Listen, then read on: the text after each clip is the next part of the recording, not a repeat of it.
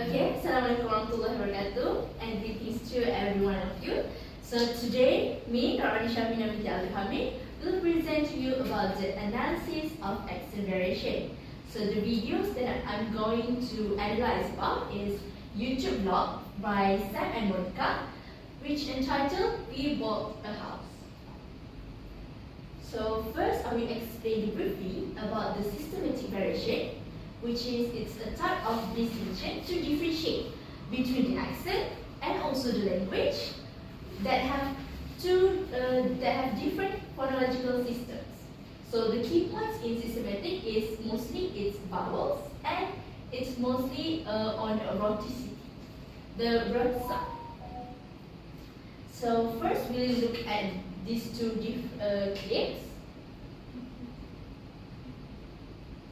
What do we have today, Ellie? Well, we are signing for our second property today. Yes! And the second one. What are we going to do with it? For the first time, are you ready to drive up the driveway to our property? Oh my goodness. So we can see the difference in the word property.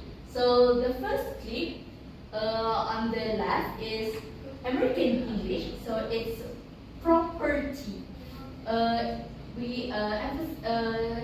It's rhotic for American, and for the second video, it's property. There's no r sound after the vowels schwa. So for the second part, is also systematic variation. So you need to focus on the word bar. Is they left the shed. So this shed we're going to turn into a TE bar. We're going to put like a big thing on this to make it like a window where people can sit. This is where the window's going to be with the bar area. We are so. So the woman in this video is American and the man in the video is British. So the woman used the r sound at the back, rhotic, but the man, there's no r sound, so there's no R at the back, R14 at the back.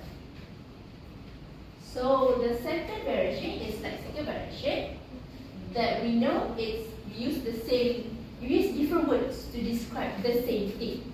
So for example, British we use stairs, but American they use steps. So we'll see it in the videos that I've prepared. So first, Activity space. Coming around here, the balcony is going to stay, but the stairs are a bit of a liability and the balcony needs redoing. It's not up to code. and the second video. Out here, we have the balcony, like Sam said though. We're going to redo the balcony, but we're going to get rid of the steps that go down. It's a... Okay, so in the first video, the man said stairs, that this balcony, but the woman used steps. So the third one is the realizational. So it includes allophones and it's same phonemes that are referred to as same allophones, but no effect to the sound system itself. That's for the realizational variation. So in this video, we're going to focus on the word going. So for American, It's very confusing. It is. There was a lot going on, but over here we just. and this is for British. By about a foot or so. This wall, again, is going, and then...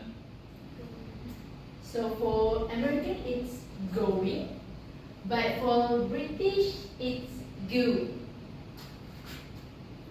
So we can see the difference, but no effect much on the sound system. Still the same. So the next one is stress. So even though sometimes stress is not noticeable as much, but it helps to distinguish between two accents, especially for American and British. So a vowel is always the one that we stress. We don't stress on consonant, we only stress on the vowel. So for American, we final syllable stress. So we stress at the final syllable, and for British, it's at earlier syllable stress. So we're going to see another Touch through it right now. Kitchen. You could see this was a very old kitchen. Even look at.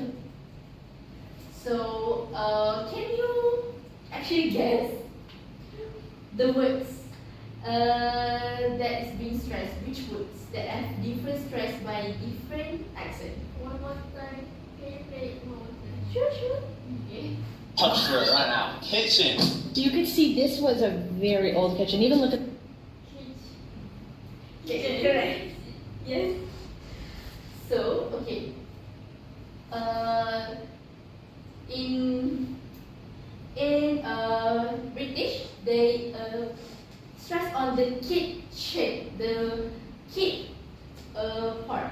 But in American, the second syllable, which is the chin. So for British is kitchen and American is kitchen.